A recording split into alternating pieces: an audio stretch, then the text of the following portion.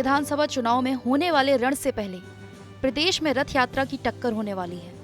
Samajwadi party के बाद अब बीजेपी ने जनता तक अपनी उपलब्धियां पहुंचाने के लिए 4 रथ यात्रा निकालने का मेगा प्लान बनाया है।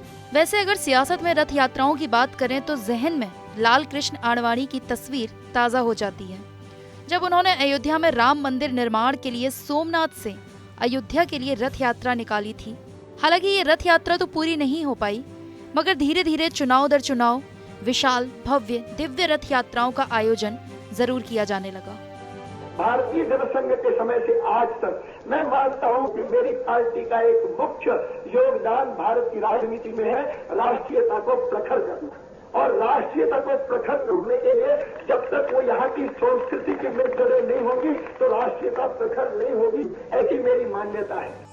2022 विधानसभा चुनाव से पहले 2017 के विधानसभा चुनाव से पहले भी नवंबर 2016 में अखिलेश सरकार के खिलाफ बीजेपी ने 4 परिवर्तन यात्रा निकाली थी, जिसकी शुरुआत खुद मौजूदा गृह मंत्री और तत्कालीन बीजेपी अध्यक्ष अमित शाह ने सहारनपुर से की थी।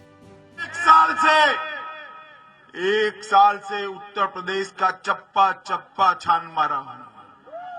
पश्चिम में गया, अवध में गया, रोहिलखंड में गया, काशी में गया, गोरक्ष में भी आया हूं। मित्रों, जहां जहां गया भाजपा की आंधी देखी है, आंधी देखी है। अगले साल उत्तर प्रदेश में विधानसभा चुनाव होने हैं। उससे पहले तमाम सियासी दल अपने अपने दांव चल रहे हैं। सभी पार्टियां वोटरों तक पहुंचना चाहती हैं और एक बार फिर से उनका जरिया बनी है रथ यात्रा। लेकिन इस दफा रथ यात्रा निकालने में पहली बाजी समाजवादी पार्टी ने मार ली और अखिलेश यादव ने अक्टूबर में ही अपने 4 चरणों की विजय रथ यात्रा का आगाज करके चुनावी शंखनाद कर दिया।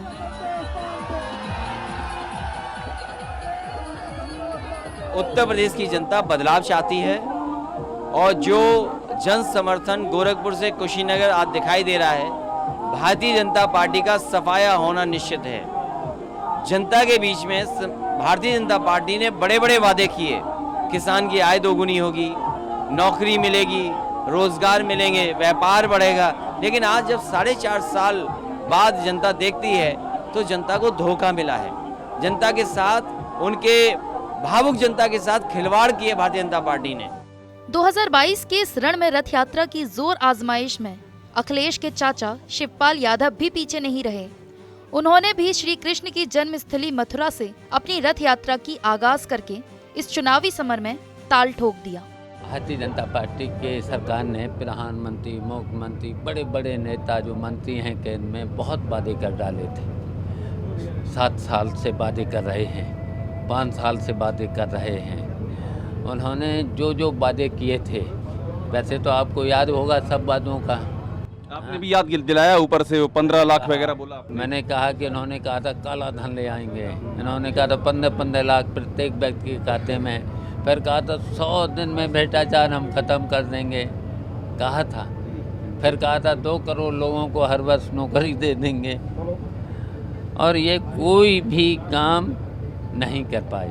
केवल धर्म और जात के नाम पर विषमता फैलाने का काम किया गया। 2017 चुनाव की तरह इस चुनावी मौसम में भी बीजेपी ने 4 चरणों में रथ यात्राएं निकालने का मेगा प्लान बनाया है। लेकिन बीजेपी इस बार की रथ यात्रा जनता तक अपनी उपलब्धियों को गिनवाने के लिए निकाल रही है और 2017 चुनाव से पहले अखिलेश सरकार की नाकामियों को उजागर करने के लिए निकाली थी। विजय यात्रा भी, अपना संकल्प यात्रा भी 4 निकलने वाले हैं। वह नाम नहीं उसका तय हुआ है, उसके इंचार्ज बना दिए गए हैं। तिथि अभी तय किया जाएगा, वह रूट किस रूट से निकलेगा, कहाँ से निकलेगा, ये सब का ज्वाइनिंग कमेटी भी बना दी गई है आदरणीय लक्ष्मीकांत वाजपेयी जी। और चुनाव घोषणा पत्र, चुनाव